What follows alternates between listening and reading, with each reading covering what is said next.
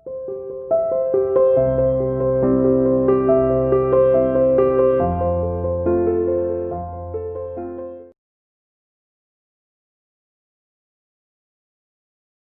once again, बेटा.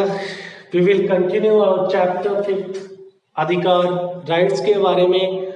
और आज इस टॉपिक के साथ ही हम इस चैप्टर के अंतिम चरण में हैं. इस टॉपिक के साथ ये अपना अधिकार वाला चैप्टर कंप्लीट हो जाएगा, राइट. तो इससे पहले एक बार हम रिकलेक्ट कर लेते हैं कि आज अधिकार और जिम्मेदारियां की जो बात कर रहे हैं, राइट्स एंड रेस्पॉन्सिबिलिटी, तो उससे पहले हमने इससे पहले वाले जो टॉपिक में किस बारे में बात की थी. तो इससे पहले अगर आप याद कर पाए तो हमने बात की थी कि काइंड्स ऑफ राइट के अधिकार के कितने प्रकार हैं.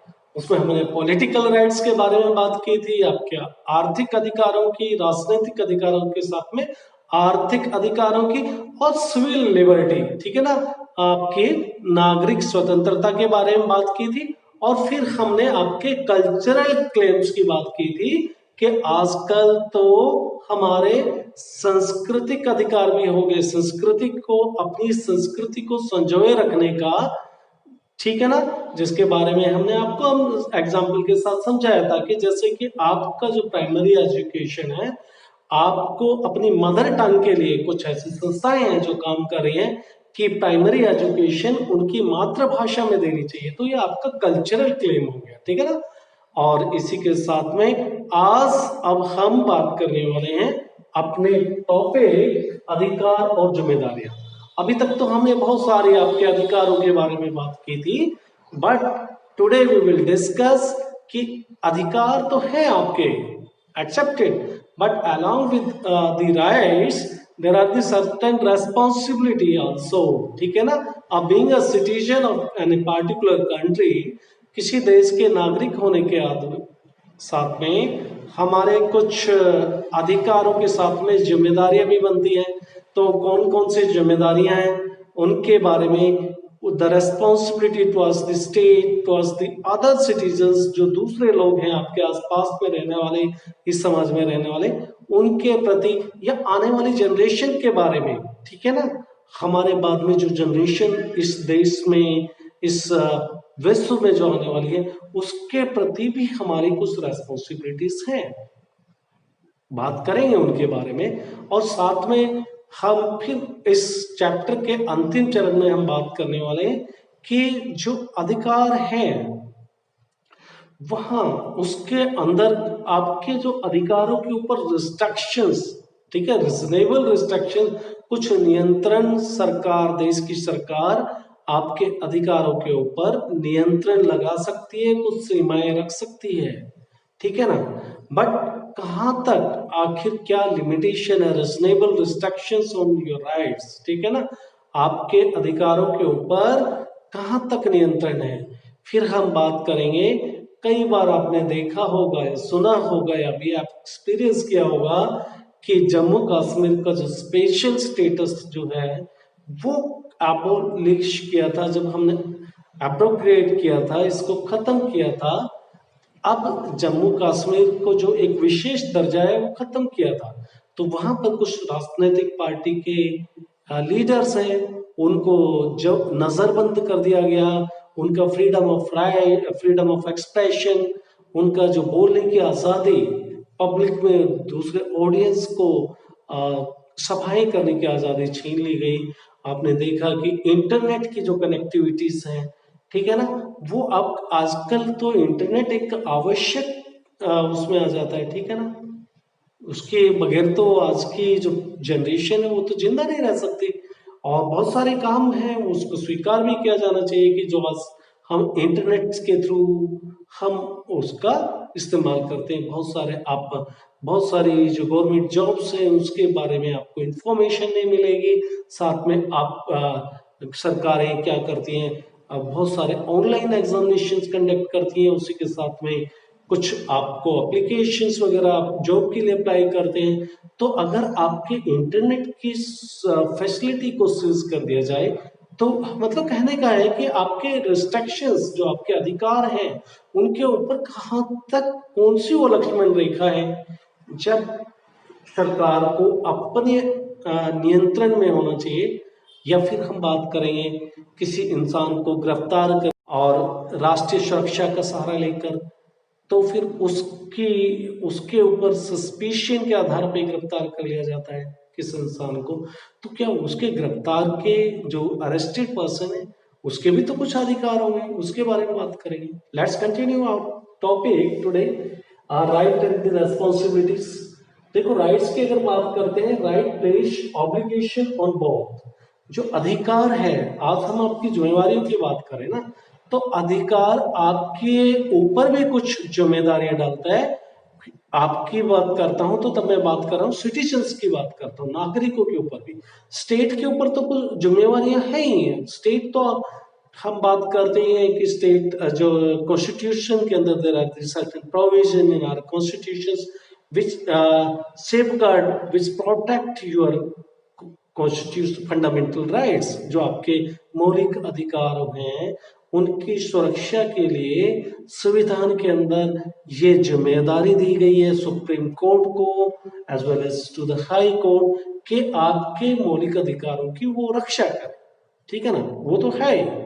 बट दूसरे आप अधिकारों के साथ साथ में आप जब अधिकारों का इस्तेमाल कर रहे हैं, आपको जो फैसिलिटीज अधिकार दिए गए हैं, तो कहीं आप उन अधिकारों का इस्तेमाल करते हुए एक सीमा से बाहर तो नहीं कर रहे हो जिससे दूसरे के अधिकारों के अंदर इंटरफेरेंस आ रहे हैं, उसके वो जो अधिकार आप ले रहे हो उसको वो यूटिलाइज नहीं कर पा रहे। इस बारे में भी बात करेंगे, ठीक है ना। तो firstly place obligation on both state and the people. अधिकार ये है दोनों के ऊपर एक ऑब्लिगेशन लगाते हैं कि जिम्मेदारी, राज्य की भी जिम्मेदारी की बात करते हैं और नागरिकों के ऊपर भी जिम्मेवारी है। हम बात कर लेते हैं इस बारे में किस तरह से नागरिकों की जिम्मेवारी। सस्टेनेबल डेवलपमेंट की बात कर सकते हैं, ओजोन लेयर के डिप्लेशन की बात कर सकते हैं। क्यों हो रहा है ओजोन लेयर डिप्लेशन, ठीक है ना। ओजोन लेयर के अंदर हम बात करते हैं कि वो उसमें छेद हो गया है और ये जो है इन्वायरमेंटल पॉल्यूशन की वजह से, ग्लोबल वार्मिंग की वजह से हुआ। और ये ग्लोबल वार्मिंग की जो प्रॉब्लम है, ठीक है ना, ये किससे हुआ, ह्यूमन बीइंग, नागरिक हम जो है ज्यादा एयर कंडीशंस का इस्तेमाल कर रहे हैं, वातावरण के अंदर ज्यादा गर्मी पैदा कर रहे हैं, वातावरण के अंदर पॉल्यूशन पैदा कर रहे हैं, वातावरण को दूषित कर रहे हैं, स्वच्छ जल नहीं है तो पानी को दूषित कर रहे हैं। तो यहाँ पर कहीं ना कहीं हम वी द पीपल, ठीक है ना, citizen of any particular country, हमारे भी कहीं देश के प्रति as well as for the coming generation, आने वाली जनरेशन के प्रति भी रेस्पॉन्सिबिलिटीज हैं, ठीक है ना। तो protecting the ozone layer, minimising the air water pollution, हमको water as well as air pollution को कम से कम, मतलब उसके पार्टिकुलेट मैटर की बात करें एयर पॉल्यूशन में तो कम से कम होना चाहिए। इसमें कहीं ना कहीं हम एज अ ह्यूमन बीइंग अपना रोल निभा सकते हैं। एटलीस्ट हर इंडिविजुअल अगर अपने स्तर पर, अपने लेवल पे वाटर पॉल्यूशन के लिए या फिर एयर पॉल्यूशन को कंट्रोल करने के लिए कोशिश करेगा, पेड़ लगाएगा, पेड़ों को काटेगा नहीं, तो फिर इसके परिणाम तो अच्छे आएंगे ना, राइट। तो protecting the ozone layer, minimising air and the water pollution, there are the common goods. Common goods मतलब वो हुए जो आम भलाई की चीजें हैं, आम भलाई की चीजें, ये पेड़ है, ये पानी है, ठीक है ना, ये हवा है, स्वच्छ जल, स्वच्छ वायु, these are the common goods, ठीक है ना। अब ये कॉमन गुड्स को हमने प्रिजर्व करके रखना है, इसको सुरक्षित रखना है। तो common goods we must act to protect ourself as well as for the future generation. जब कॉमन गुड्स की आम भलाई की चीजें हैं तो इसको हमको संजो के रखना है, प्रोटेक्ट करना है। This is not for us only but for the coming generation also. Future की जो जनरेशन है, आने वाली जो हमारी पीढ़ियां हैं, उनके लिए भी हमको ये कॉमन गुड्स की मैं बात कर रहा हूं तो मैं आपको बता रहा हूं कि वाटर है, पानी, शुद्ध हवा, शुद्ध पानी, पेड़ पौधे, ये कॉमन गुड्स है। इनको हमको आने वाली फ्यूचर जनरेशन के लिए भी शेड्यूल किया गया है, ठीक है ना। तो future generation they are entitled, who are entitled, उनको सब स्वच्छ वायु, आप जो स्वच्छ जल का इस्तेमाल करें या फिर स्वच्छ वायु का इस्तेमाल करें, क्या आने वाली जनरेशन्स को इसका अधिकार नहीं है क्या? ऑब्वियसली उनको भी अधिकार है कि उनको भी स्वच्छ जलवायु मिले। तो फिर हमको उनको सेफ क्लीन वर्ल्ड देना हमारी रेस्पॉन्सिबिलिटी है, टू गिव प्रोटेक्ट आवरसेल्फ, हमको अपने आप को बचाना है, कॉमन गुड्स जो है अपने लिए बचाना है, as well as for the future generation who are entitled to inherit a safe clean world। वो अधिकार है उनको, हमको ये सेफ और क्लीन संसार, विश्व उनको देना है, इनहेरिट करना है उनको, without which they can not lead a sustainable good life. और जब तक हम उनको ये सेफ, सुरक्षित, स्वच्छ वर्ल्ड, संसार नहीं देंगे, तो आप कैसे आप होप कर सकते हो कि वो रिजनेबली एक अच्छा जीवन जिएंगे, राइट। तो हमने बात की, फर्स्ट में बात की protecting the environment, ecological balance, एक पारिस्थितिकी बैलेंस बना के रखना, ठीक है ना, हर चीजों को नेचर के अंदर। और अब बात कर लेते हैं दे मतलब वो require I respect the right of the others. अब ये अधिकार हमारे साथ में एक रेस्पॉन्सिबिलिटी देते हैं कि हमको I respect the rights of the others. मैं जब अपने अधिकारों का इस्तेमाल करता हूं तो I should respect the rights of the other as well, ठीक है ना। मैं अपने अधिकारों का इस्तेमाल करते हुए मुझे दूसरे के अधिकारों की भी चिंता होनी चाहिए। मैं जब ये बात करता हूं कि मुझे अपनी मर्जी से, मेरी पसंद के मैं कपड़े पहनूं, मैं बात करता हूं कि अपनी पसंद से मैं कहीं घूमूं, मैं बात करता हूं कि मैं अपनी पसंद का डांस करूं, मैं गाना गाऊं, ये सब अधिकार मेरे अपने हैं। But I must not forget, मुझे नहीं भूलना चाहिए कि जब इन सभी अधिकारों की जिसकी मैं बात कर रहा हूं, जिसमें मैं चाहता हूं कि मेरे इन अधिकारों में मैं गाना गाऊं, मैं कपड़े किसी अपनी मर्जी के पहनूं, अगर मैं ये चाहता हूं कि मेरे इन अधिकारों में कोई दूसरा इंटरफेयर नहीं करे, तो that is my responsibility. Similarly this rights can be availed by the others peoples too, ठीक है ना। ये अधिकार दूसरे सिटीजन्स को भी मिले। if they are utilizing these rights at that time, I should also not interfere in their rights, ठीक है ना। उस टाइम मुझे उनको नहीं करना चाहिए, उनके इंटरफेयर नहीं करना चाहिए, राइट। तो ये तो हो गया हमको किस तरह से। अब देखो एक और बात कर लेते हैं। मैं अधिकारों का इस्तेमाल उसी सीमा तक कर सकता हूं, मुझे फ्रीडम ऑफ स्पीच है, freedom of speech, freedom of expression, अभिव्यक्ति की आजादी, अपने विचार की आजादी, आप अपने विचार मीडिया के थ्रू, राइटिंग में, प्रिंटिंग के थ्रू कैसे भी आप विचार रख सकते हो। But while utilizing your these rights, आपकी भी दिस इज योर रेस्पॉन्सिबिलिटी कि भाई वो अधिकार कहीं पर दंगे तो नहीं इंसाइट कर रहे, ठीक है ना। मैं अपने पड़ोसी के अगेंस्ट में और किसी को, क्राउड को इंसाइट करके उसको मारने का कोई बोल सकता हूं। There should be some limitation on my rights, ठीक है ना। मेरे अधिकारों के ऊपर कुछ नियंत्रण होना चाहिए। मैं ऐसा कोई स्पीच भड़काऊ नहीं दे सकता जिससे कि मेरे पड़ोसी को नुकसान हो, उसकी जान जाए। मैं आशा करता हूं कि आपको ये समझ में आया। अब थर्डली हम बात करते हैं, we must balance our rights when they come into conflict, ठीक है ना। हमको अपने अधिकारों को लेकर कोई विवाद खड़ा नहीं होना चाहिए, ठीक है ना। While I am availing my rights, तो इससे कोई कॉन्फ्लिक्ट नहीं होना चाहिए समाज के अंदर। कैसे कॉन्फ्लिक्ट होता है मैं बात करता हूं। देखो फॉर इंस्टेंस मेरा अधिकार है, I have the right, I have the freedom of expression. और फ्रीडम ऑफ एक्सप्रेशन मुझे अलाउ करती है, क्या अलाउ करती है? टू टेक पिक्चर्स, मुझे एक तस्वीर लेने की मेरा फ्रीडम ऑफ एक्सप्रेशन है, मैं तस्वीर लूंगा और मीडिया में इंटरनेट पे डालूंगा, पोस्ट करूंगा। अपने विचार की अभिव्यक्ति की आजादी है।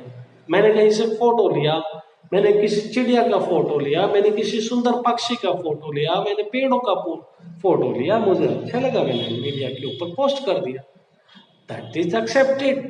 बट बियॉन्ड दैट, अगर इससे आगे जाकर कोई नहा रहा है, someone is bathing in the bathroom without having the permission of that individual, अगर मैं उसका फोटो लेता हूं,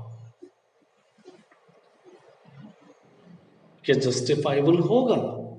मैं किसी एक इंडिविजुअल का नहाते हुए फोटो लेकर and I post it on the internet, will you allow this? I don't think you will allow.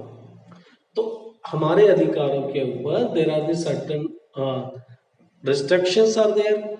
Without the permission हम किसी दूसरे के प्राइवेसी, राइट टू प्राइवेसी, उसके निजता का जो अधिकार है उसका वायलेशन नहीं कर सकते, राइट? तो वायलेशन ऑफ प्राइवेसी समझ गए, निजता का अधिकार। अब हम फोर्थ बात कर लेते हैं, ठीक है ना? हम स्टेप लिया first, second, third and fourth. Fourth में हम बात करते हैं बेटा, citizen must be vigilant about the limitation which may be placed on the rights. हमको चौकन्ना रहना है हमारे अधिकारों के ऊपर, कहां तक नियंत्रण रखा जा सकता है इसके लिए, ठीक है ना? अगर हम चौकन्ने नहीं हैं तो ये सरकारें हमारे अधिकार एक के बाद एक they start violating your rights. किस तरह से? आपके फ्रीडम ऑफ एक्सप्रेशन के बारे में मैं ऑलरेडी बात कर चुका हूं। जम्मू कश्मीर में जो आर्टिकल 370 जो स्पेशल स्टेटस आता है, तो हमने किसी को जबरदस्ती पॉलिटिकल जो अपोनेंट लीडर्स थे उनको मियर ऑन द सस्पिशन कि ये सोचकर प्रिवेंटिव डिटेंशन कर दिया हमने कि हो सकता है द इनसाइट द राइट्स, इनकी वजह से दंगे भड़क सकते हैं, ठीक है? मैं किसी पार्टी या सरकार का पक्ष या विपक्ष में नहीं हूं, लेकिन मुझे समझाने के लिए आपसे बातें करनी होगी, ठीक है ना? तो हमने मियर ऑन द सस्पिशन कि वो ऐसा कोई क्राइम कमिट कर सकते हैं, ऑफेंस कमिट कर सकते हैं, और इस आधार पर हमने उनको अरेस्ट करके रख लिया, that was the preventive detention. और अभी तक कुछ लीडर्स को तो अभी तक भी नहीं छोड़ा है, तो कहां तक जायज है, राइट? तो करेंटली डिबेट है कि भाई increase restriction which may government are imposing, हमारे सिविल लिबर्टीज के ऊपर, नागरिकों की जो स्वतंत्रताएं हैं उनके ऊपर सरकारें नियंत्रण पे नियंत्रण रखती जा रही हैं, ठीक है ना? ये डिबेट का इश्यू है। On the ground of national security, किस आधार पे? राष्ट्रीय सुरक्षा की बात करके सरकारें हमारे अधिकारों के ऊपर नियंत्रण लगा रही है, लगाते जा रही है, चाहे स्टेट गवर्नमेंट हो या सेंट्रल गवर्नमेंट। अभी देखो freedom of speech and expression की बात करें, कंगना रनौत का जो आपने सुना ही होगा, जो फिल्म इंडस्ट्री में एक मशहूर नायिका है, और बेसिकली उन्होंने कुछ अपनी फ्रीडम ऑफ एक्सप्रेशन का इस्तेमाल करते हुए कुछ महाराष्ट्र पुलिस के बारे में या फिर चीफ मिनिस्टर के बारे में कुछ कह दिया by utilizing her freedom of expression, but retaliatory actions were taken by the state government, ठीक है ना? बदले की भावना से मेलाफाइड इंटेंशन के साथ में उन्होंने काम शुरू किया। क्या किया? कंगना रनौत के बारे में कुछ बातें बोली गई, ठीक है ना? इन्फ्लेमेटरी स्पीच जिसको बोला जा सकता है। उसके साथ साथ में जो मुंबई में उनके फ्लैट्स हैं, उनके ऑफिस हैं, दे वर डेमोलिश्ड बाय द मुंबई में जो उनका अपना अमला है, कह सकते हो कि जो मुंबई के अंदर म्यूनिसिपल कॉर्पोरेशन है, जो इस चीज के जिसका अधिकार क्षेत्र में आता है। बट अगर ऐसा कोई कानूनी कार्रवाई करके आप कोई डेमोलिशन कर रहे हो, अगर वो इंक्रोचमेंट है, इंक्रोचमेंट का मतलब आपने, कंगना रनौत ने उसमें उसका क्या कह सकते हैं कि कुछ सरकारी जमीन पे कब्जा किया है, तो you should have given the notice, ठीक है ना, और नोटिस के लिए टाइम दिया जाना चाहिए था। And thereafter of course the state government can take initiate the action. लेकिन सरकार ने जल्दबाजी में बगैर कुछ सोचे हुए उनके ऑफिस को डेमोलिश कर दिया। अब बहुत सारी आवाजें सरकार के खिलाफ उठने लगी हैं। वहीं कंगना रनौत भी कुछ अपने फ्रीडम ऑफ स्पीच का, जहां पर कि your freedom of speech is not an absolute, इसमें आपके ऊपर कोई ऐसा नहीं है कि आपकी स्वतंत्रता बोलने की इतनी है कि आप कुछ भी किसी के बारे में कह जाए। उसके there are the reasonable restrictions are there, कुछ उसके ऊपर नियंत्रण है। बट सिंपली अगर आप किसी को तो कह देते हैं और उसके आधार पर कोई फर्स्ट इंफॉर्मेशन रिपोर्ट लॉस हो जाती है, तो ये अपने आप में एक सोचने वाली बात है। कहीं ना कहीं सरकारें, हम अपने टॉपिक पे वापस आते हैं, आपके सरकारें आपके जो अधिकार हैं उनको नियंत्रण में रखने के लिए बहुत सारे रिस्ट्रिक्शंस लगाने की दिशा में बढ़ रही है, राइट? तो should a country facing the threat of terrorist bombing be allowed to curtail liberty? हम रिस्ट्रिक्शंस की बात कर रहे हैं कि ये पॉइंट्स के ऊपर क्या हमारे ऊपर रिस्ट्रिक्शन लगाए जा सकते हैं क्या, ठीक है ना? Restriction at a point becomes threat to the right of the people. अब जितने आप नागरिकों के अधिकारों पे रिस्ट्रिक्शंस लगाओगे, तो वो नागरिकों के अधिकारों के सुरक्षा का वो लेकर, बहाना लेकर, देश की नेशनल सिक्योरिटी का बहाना लेकर नागरिक के अधिकारों के ऊपर आप नियंत्रण लगाते जाओगे, तो ये नागरिक के अधिकारों के लिए थ्रेट हो जाएगी, ठीक है ना? Should a country facing threat of terrorist bombing be allowed to curtail the liberty? अगर किसी देश में एक बॉम्बिंग का खतरा है, टेररिस्ट आतंकवादी बॉम्ब गिरा सकते हैं, तो क्या सिविल लिबर्टीज खत्म कर दी जाए? ठीक है। Should it be allowed to arrest the people on the mere suspicion? क्या किसी को सिर्फ शक के आधार पर लोगों को अरेस्ट करने का अधिकार दिया जाना चाहिए? क्या सरकार हर किसी को शक के आधार पर गिरफ्तार कर ले? नो। मतलब आप सोच रहे हैं, आप बताइए क्या होना चाहिए? Should it be allowed to intercept their mail और टैप देयर फोन्स? किसी के मेल को आपने इंटरसेप्ट कर लिया, आप मीन्स मैं बोल रहा हूँ सरकार को, क्या ये इजाजत होनी चाहिए सरकार को किसी का फोन टैप कर ले? तो ये भी आपकी निजता में, राइट टू प्राइवेसी में, the government just cannot intercept the mails and tape the phone calls, right?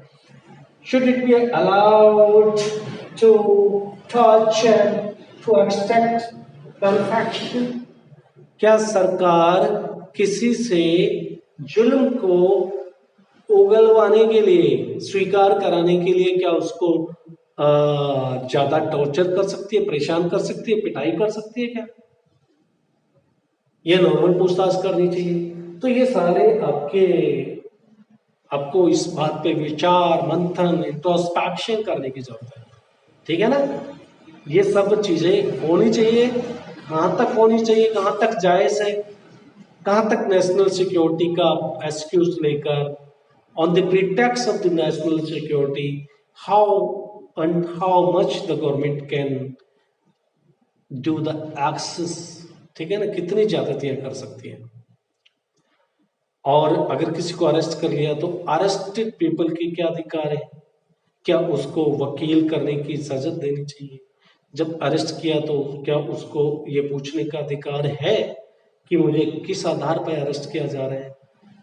क्या उसको उसके फंडामेंटल राइट का अगर कोई नहीं बता रहा है तो सुप्रीम कोर्ट में जाने का अधिकार? तो ये सब आप अरेस्टेड पीपल के भी कहने का मतलब बहुत सारे अधिकार होते हैं, कभी हम बात कर लेंगे इनके बारे में। तो today we have discussed, we have talked about the right and the responsibilities.